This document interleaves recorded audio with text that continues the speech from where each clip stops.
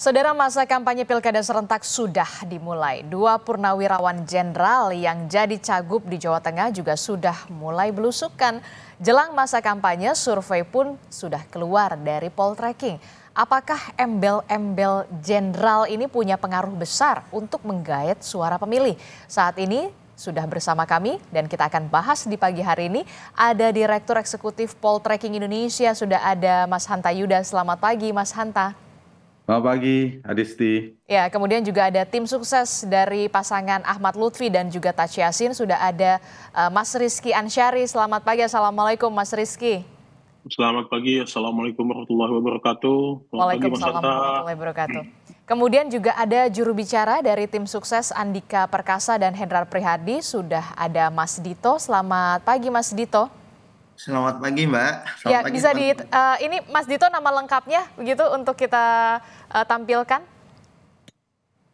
Sudah saya tulis Mbak. Oh oke, baik. Mas Dito, ini kita kan membahas ya, ada Poltreking, kemudian juga ada Mas Rizky juga. Poltreking baru saja merilis begitu ya beberapa hari yang lalu soal bagaimana tingkat elektabilitas dan segala macamnya lah, termasuk yang kemudian menjadi sorotan adalah soal perang bintang ini, Mas Hanta. Kita tahu pasangan dari Ahmad Lutfi dan juga Taci Yassin ini unggul 50% lebih begitu. Sementara di posisi keduanya ada Andika Perkasa dan juga Hendra Prihadi. Apa yang bisa dicermati termasuk juga soal yang belum menentukan pilihan dan juga swing voter ini yang masih tinggi juga, Mas Hanta? Ya, di sini memang ada beberapa faktor yang menyebabkan relatif cukup tingginya elektabilitas Ahmad Lutfi, Taci Yassin. Satu, dari sisi popularitas, karena kita tahu sosialisasi yang dilakukan Ahmad Lutfi itu jauh lebih awal dan masif dibandingkan Pak Andika yang menurut saya terbilang terlambat ya, karena baru diputuskan pas pendaftaran ya, baru muncul penantangnya dari PD Perjuangan. Nah, itu membuat tingginya Pak Lutfi, saya kira dari sisi itu. Ditambah faktor yang kedua, kita tahu juga Taci Yassin adalah wakil gubernur incumbent, dia kontributif secara elektoral, memiliki popularitas. Tapi itu juga sebenarnya bisa diimbangi oleh sosok Mas Hendi yang juga wali kota Semarang 2 periode. Jadi bisa diimbangi. Nah, yang ketiga yang juga kontributif saya kira bisa dilihat dari sisi kombinasi pasangannya antara Ahmad Lutfi dan Taci Yassin ini nasionalis religius, yaitu menjadi keunggulan dibandingkan Andika. Terutama kalau kita cross tabulasi pemilih NU yang terasosiasi NU 75% itu mayoritas ke pasangan Lutfi Taci Yassin, itu juga menyumbang. Dan yang menarik memang ini diimbangi juga oleh Pak Andika, tadi ketua tim pemenangannya juga jelas NU-nya, cucu Gus Dur ya, untuk mengimbangi. Dari sisi Pak Ahmad Lutfi juga ingin mengimbangi sepertinya. Ketua tim pemenangan dan beberapa purnawirawan jenderal, terutama dari militer, dari Angkatan Darat juga cukup banyak. Jadi sangat ingin mengimbangi. Dan yang ketiga, satu lagi yang keempat, lihat dari cross tabulasi data kami, yaitu potensi mesin politiknya cukup besar, koalisi partainya didukung, dan itu linear semua selain PD Perjuangan. Jadi PDIP basis masanya lebih banyak ke Pak Andika, di luar PDIP semuanya Kim Plus itu sebagian besar ke Ahmad Lutfi Taci Yassin, termasuk pemilih Jokowi, tanda petik yang mengapresiasi kinerja Jokowi yang 80% di Jawa Tengah, itu sebagian besar pemilihnya ke Ahmad Lutfi Taci Yassin, dan juga pemilih Prabowo di Pilpres yang lalu juga lebih banyak. Nah, faktor-faktor itulah yang menyebabkan kuatnya elektabilitas potensi di atas 50%. Tetapi jangan lupa, catatan saya sedikit lagi, peluang Andika juga tidak kecil. Karena satu, modal awalnya sudah cukup tinggi, yaitu di atas 30%. Dan yang kedua, masih ada waktu. Saya ingin jawab pertanyaan Adisti tadi soal undecided dan swing votersnya, masih 2 bulan ada waktu untuk bersosialisasi. Apalagi kita tahu yang ketiga, selain Ahmad Lutfi dan Taci Yassin punya personalitas yang oke, bagus, sama secara potensi Pak Andika dan Pak Hendi juga itu potensial ya, figur kita tahu kompetensi dan lain sebagainya bisa dijual tanda petik. Dan yang keempat, mesin politik PDIP kita harus katakan ini adalah kandang banteng, biasanya dia bergerak cukup kuat, efektif, beberapa kali memenangkan Pak Bibit, Pak Ganjar 2 periode, Pak Jokowi Jokowi dimenangkan 2 periode, hanya 2024 saja PDI Perjuangan kalah dalam kontestasi di Jawa Tengah. Jadi potensi penetrasi politik dilakukan Pak Andika dan Pak Hendy menurut saya ke basis-basis Pak Ahmad Lutfi dan Tad Yassin juga itu bisa berpotensi menjadi kompetitif. Dan terakhir satu lagi, datanya menunjukkan undecided-nya masih 16,4%,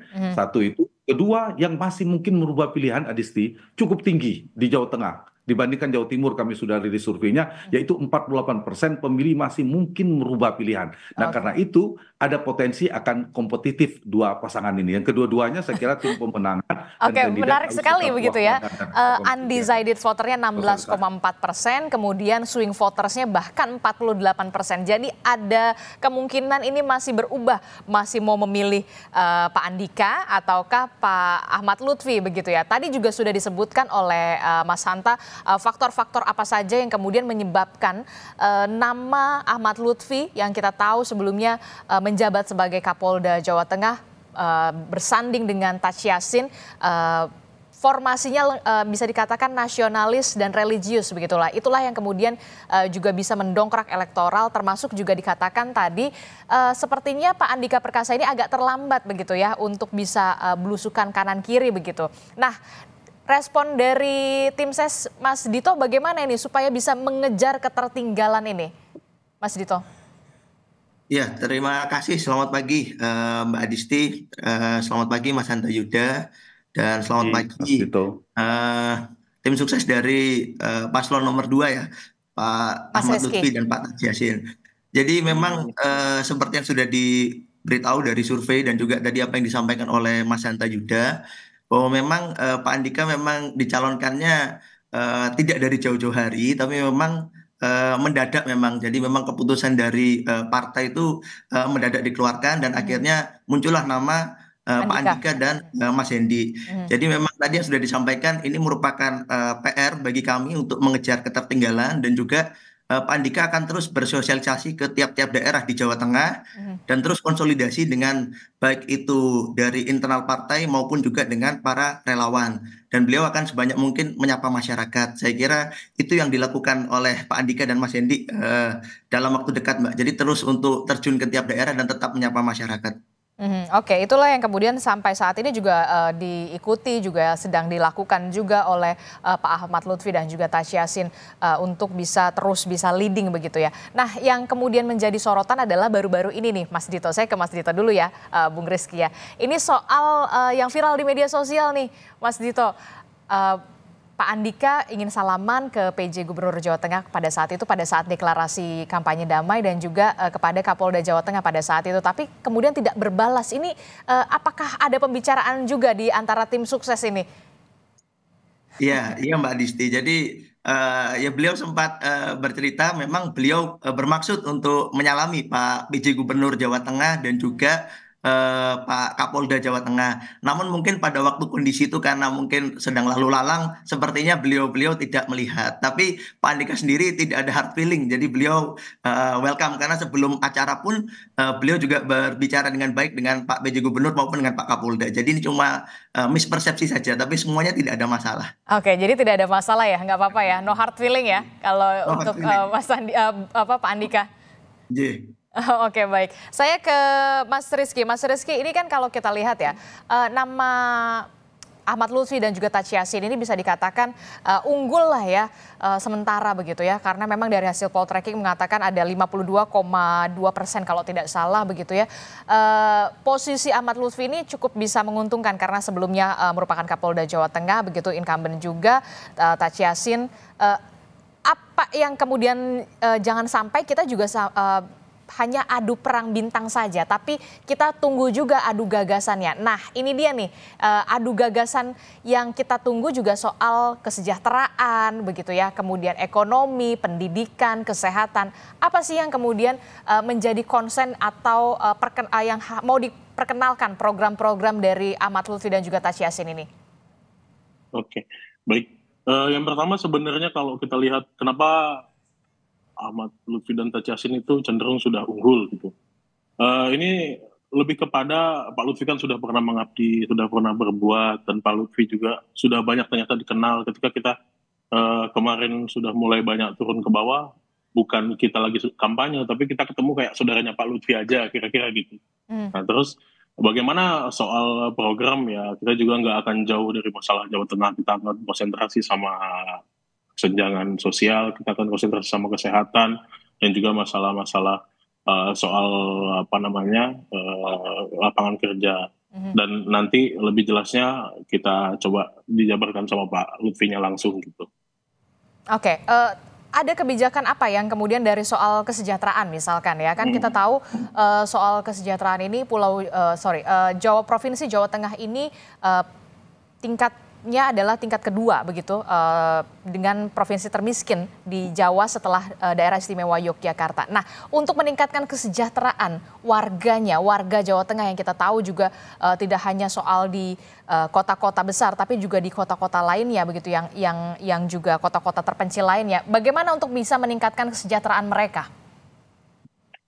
Yang pertama memang masalah yang paling banyak itu kan dari segi pertanian. Nah, kita akan coba banyak melakukan hal-hal positif di segmentasi petani, terus juga nelayan. Nah, kita akan punya nanti program-program unggulan yang konsentrasi di mereka, terus membangkitkan ya minimal cara mereka bertani, lalu selanjutnya soal pasarnya mereka. Nanti lebih lanjutnya kita akan bahas di segmen selanjutnya supaya program ini saya bahas secara sistematis, terus juga Pak Lutfi menyampaikan dengan data yang hasil dari kita turun kemarin.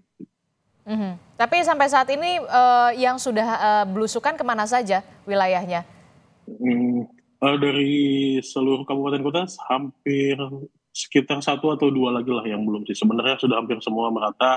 Tapi yang saya bilang tadi, ini ternyata ketika turun di lapangan lebih kepada Pak Lutfi menemui teman-teman dan saudara-saudaranya ketika waktu dia menjabat sebelumnya. Karena kita nggak perlu lagi kampanye, tapi sudah punya teman, sudah punya keluarga, sudah punya orang yang sayang sama Pak Lutfi. Gitu. Oke, saya juga berharap ini tidak hanya sekedar perang bintang, tapi juga kita tentu saja warga Jawa Tengah kalau kita sedang menonton sampai saat ini, kita juga pastinya menunggu gagasan-gagasan apa yang bisa dibawa supaya Jawa Tengah ini menjadi lebih baik, terutama ke Mas Dito. Mas Dito, ini kan kita tahu ya, tingkat kesejahteraan di Jawa Tengah juga bisa dikatakan UMP, soal UMP, Mas Dito. UMP Provinsi Jawa Tengah kalau tidak salah itu ada di angka 2 juta. Bagaimana tim sukses dan juga pasangan Andika Perkasa dan juga Hendrar Prihadi untuk bisa meningkatkan kesejahteraan di Jawa Tengah? Ya, baik. Terima kasih Mbak Adisti pertanyaannya. Jadi beliau sangat concern ya terhadap UMP masyarakat Jawa Tengah. Jadi pasangan Pak Andika dan Pak Hendi. Jadi Pak Andika banyak belajar terkait dengan membangun ekonomi Jawa Tengah. Dimulai dari daerah-daerah dan juga kota-kota, dan juga itu semua beliau nilai dimulai dengan pembangunan manusia. Jadi Pak Andika dan Pak Hendi akan lebih banyak untuk fokus terhadap investasi pembangunan manusia, karena modal utama dari pembangunan ekonomi adalah manusianya. Jadi beliau akan banyak fokus kepada pendidikan dan juga kesehatan.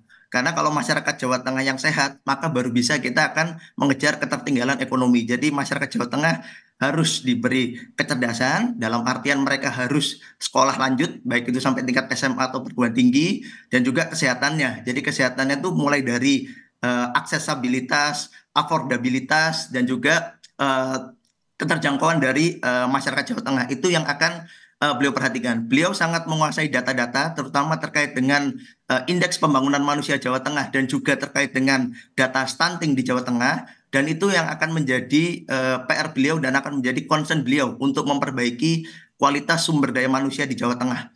Itu Mbak.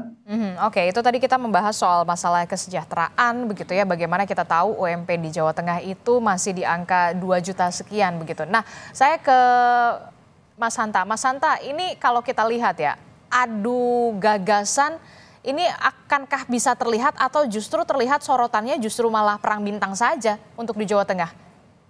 Iya, dua-duanya berpotensi ya. Kalau berdasarkan data survei kami, ya Disti, misalnya pemilih rasional lebih tinggi 47,4%, pemilih psikologisnya 34,4%. Nah, perang bintang yang kita istilahkan itu perang kekuatan personalitas dan background organisasi dan seterusnya itu bisa jadi adalah pilihan preferensi pemilih pada karakter personal. Itu juga tinggi, 32%.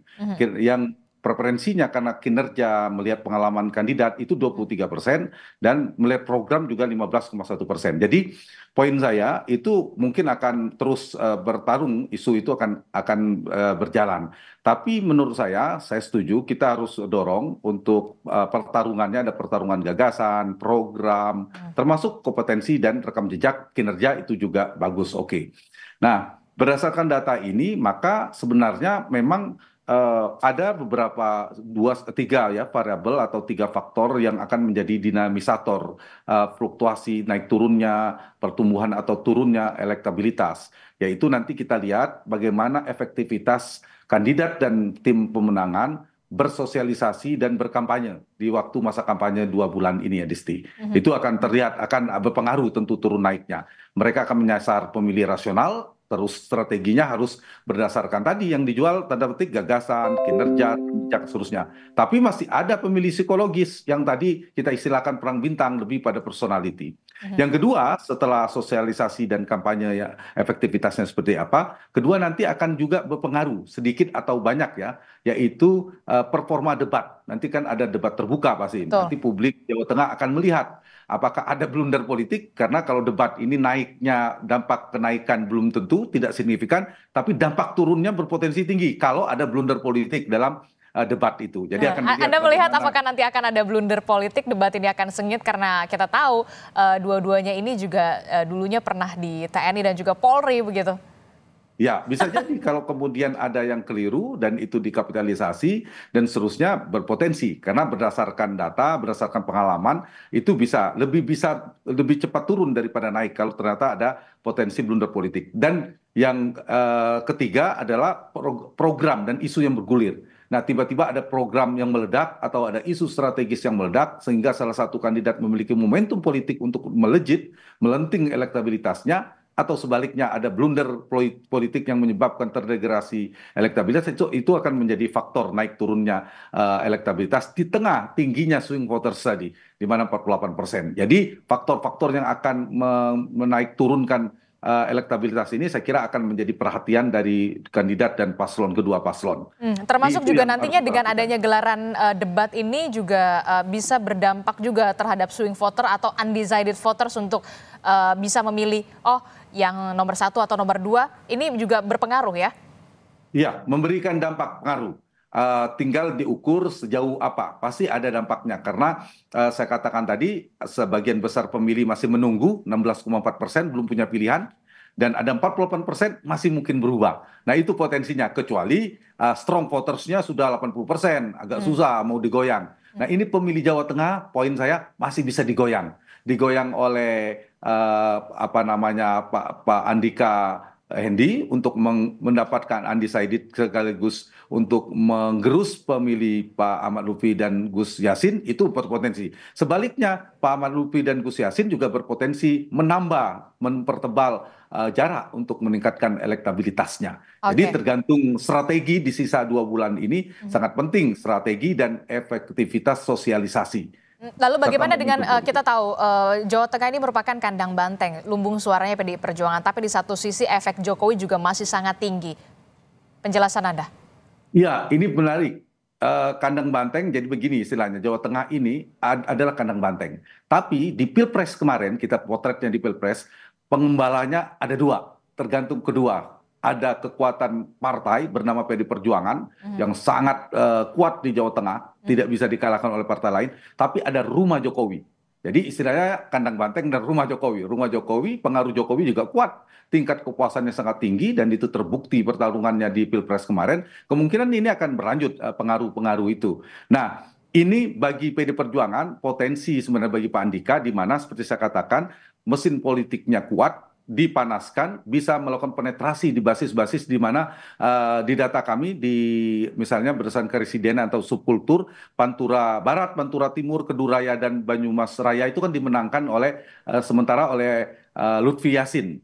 Nah ini apakah mampu Andika dan Hendi melakukan penetrasi di 4 basis ini menjadi penting untuk kita lihat di 2 bulan terakhir. Nah subkultur yang lainnya, Semarang Raya dan Solo Raya, Semarang dan Solo Raya itu kompetitif, angkanya imbang itu Adisti, Oke, Semarang dan Solo Raya ya berarti ya? Gimana? Semarang dan Solo Raya ini imbang bisa dikatakan ya?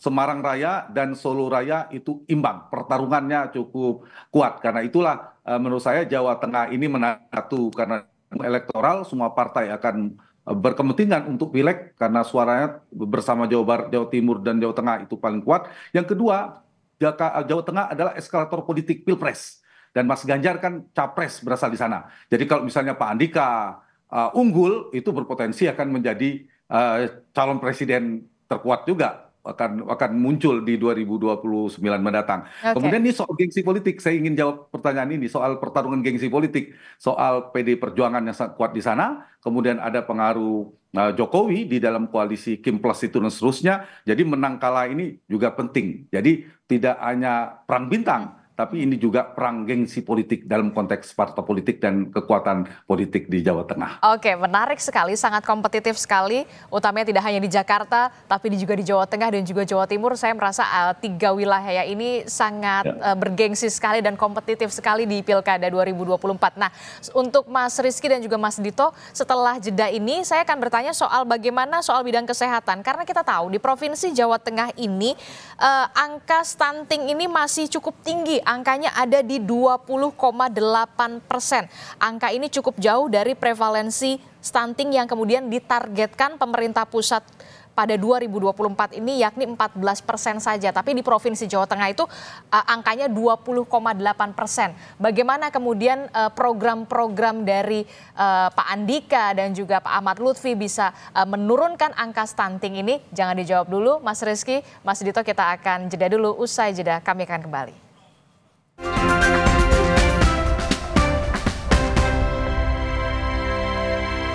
Terima kasih Anda masih bersama kami dalam Sapa Indonesia Pagi. Saudara, kita masih membahas soal bagaimana perang bintang yang dihadirkan atau tengah disorot di Pilkada Jawa Tengah atau Pilgub Jawa Tengah 2024 karena menghadirkan Ahmad Lutfi yang merupakan kita tahu pernah menjabat sebagai Kapolda Jawa Tengah dan juga Andika Perkasa yang juga sempat menjabat menjadi Panglima TNI. Masih membahasnya dengan 2 tim sukses dan juga ada dari Poltreking Mas Hanta Yuda. Untuk di segmen ini saya fokus dulu ya Mas Hanta ke Mas Rizky dan juga Mas Dito soal adu gagasan. Jadi tidak hanya perang bintang tapi warga Jawa Tengah tentu saja menantikan apa solusi yang real untuk bisa memajukan Jawa Tengah. Kita tahu ada 3 permasalahan soal kesejahteraan, pendidikan dan juga kesehatan. Itulah yang kemudian menjadi sorotan. Tadi di segmen pertama saya sudah menyinggung soal kesejahteraan yang kita tahu Jawa Tengah ini provinsi termiskin kedua setelah daerah istimewa Yogyakarta. Kalau tidak salah UMP-nya 2 juta. Di angka 2 juta. Nah, di segmen ini saya ingin fokus ke pendidikan dan kesehatan. Tadi sudah saya singgung soal kesehatan ini, angka stunting di Jawa Tengah ini ada di angka 20,8%. Padahal pemerintah pusat ini menargetkan hanya 14%.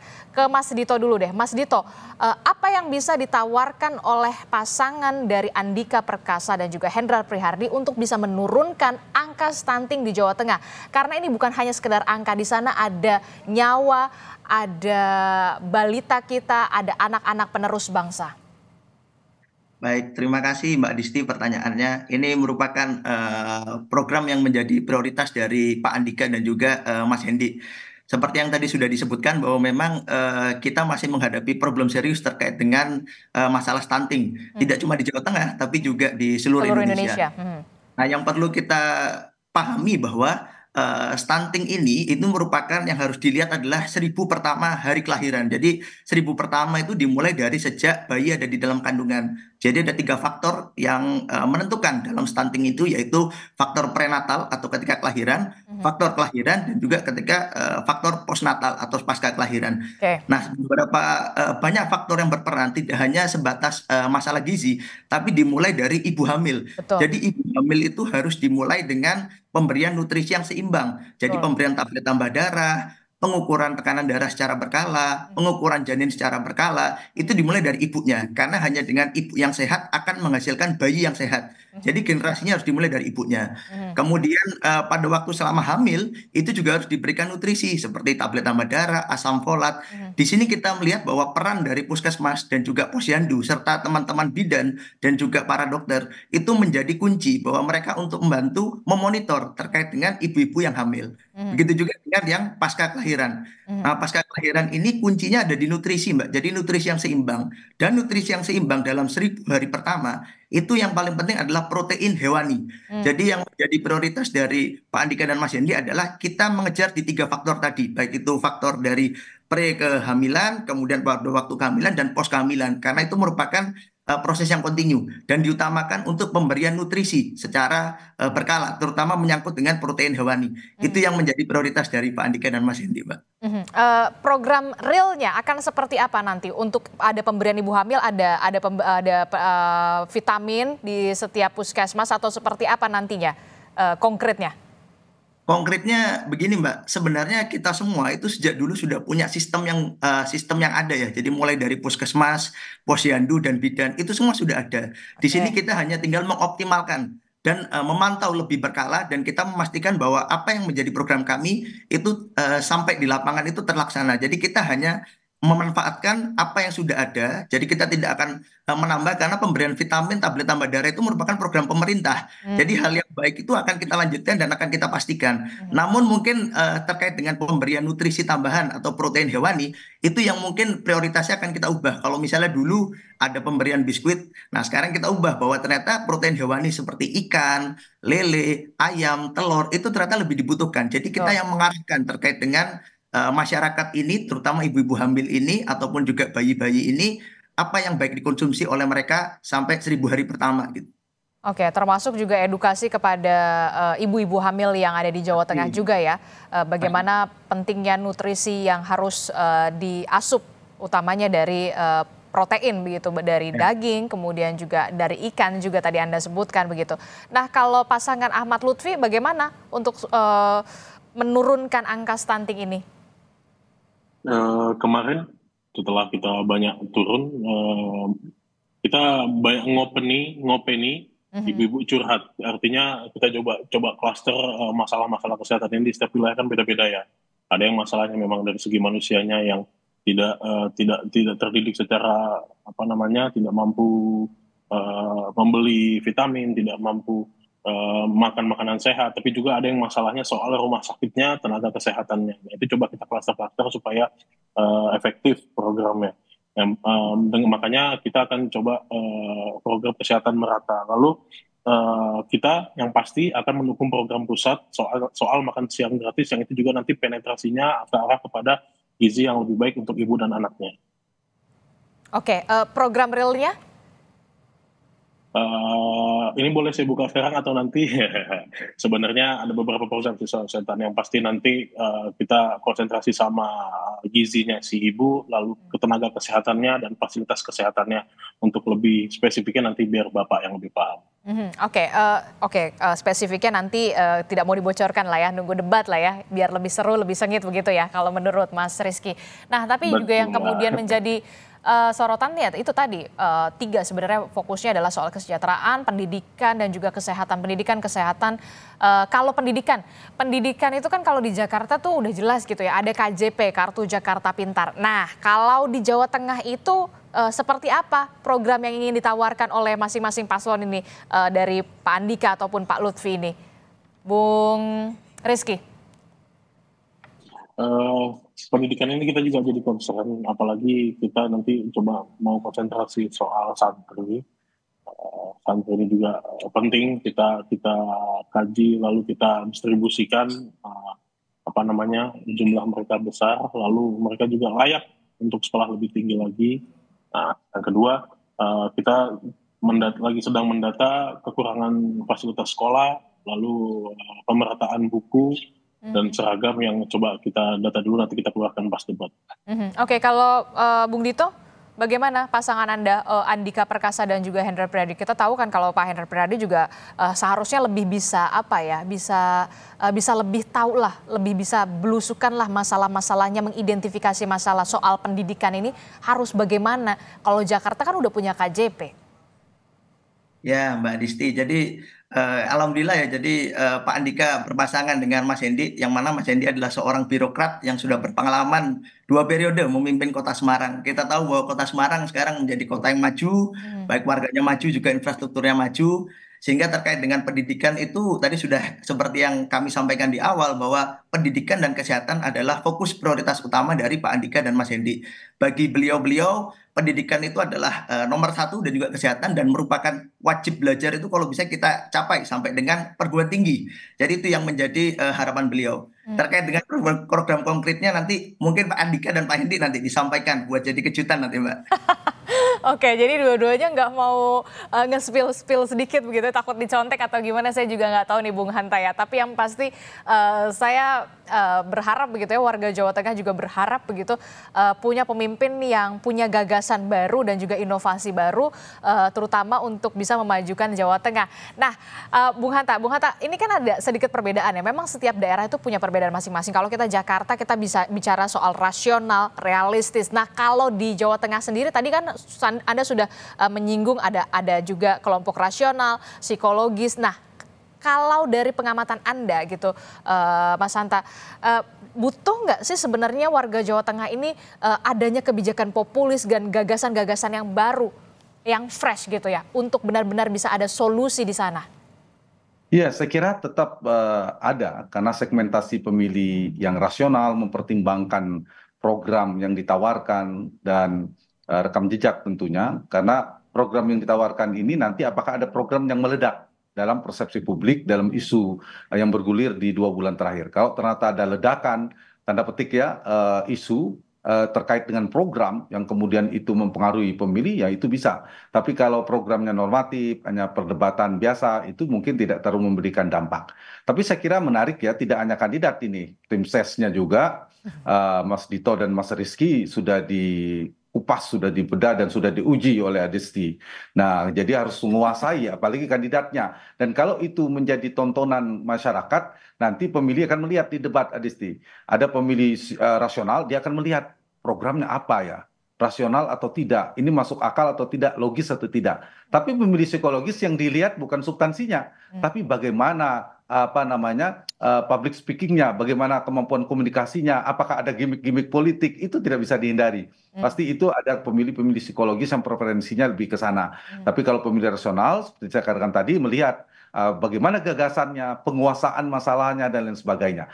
Yang kedua, Adisti, ini yang menarik di Jawa Tengah, sulit untuk saling serang. Biasanya yang diserang itu kan incumbent yang diserang. Nah, kalau ini adu gagasan betulan. Nah, kalau mau diserang incumbent, keduanya agak sulit. Kenapa? Karena dari sisi Pak Ahmad Lutfi dan Gus Yassin, Gus Yassin ada wakil gubernur incumbent.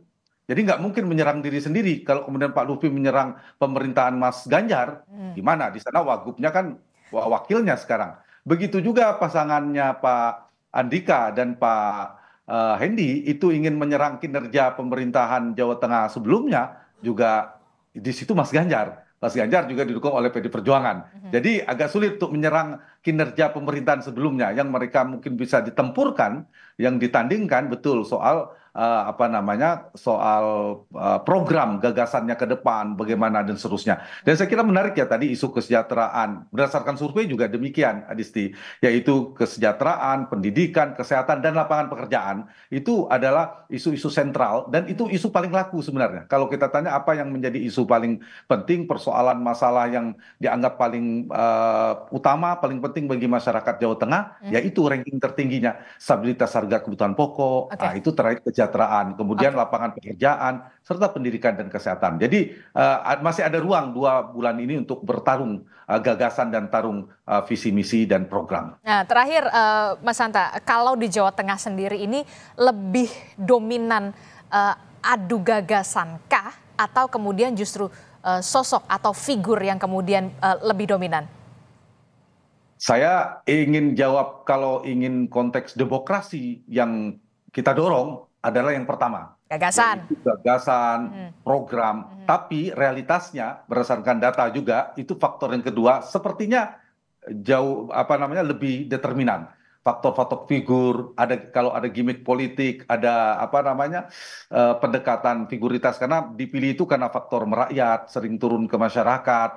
Faktor-faktor figur ini menurut saya di pertarungan pilkada seperti ini, faktor figur biasanya lebih kuat ketimbang yang kedua. Oke, Yaitu jadi soal program dan gagasan yang ditawarkan. Tapi kita harus dorong yang ditarungkan adalah program dan gagasan. Itu lebih kelas, lebih berkelas demokrasi kita. Harus didorong seperti bukan debat ini dialog pagi hari ini gitu. Oke, ternyata mau suka atau tidak suka, ternyata faktor figur lah yang cenderung lebih dominan ya kalau di Jawa Tengah begitu. Alangkah lengkapnya ketika figur itu punya gagasan, adu program yang bisa-bisa punya solusi yang real untuk warga Jawa Tengah. Utamanya tadi yang disebutkan soal pendidikan, kesehatan, kesejahteraan, termasuk juga soal lapangan pekerjaan.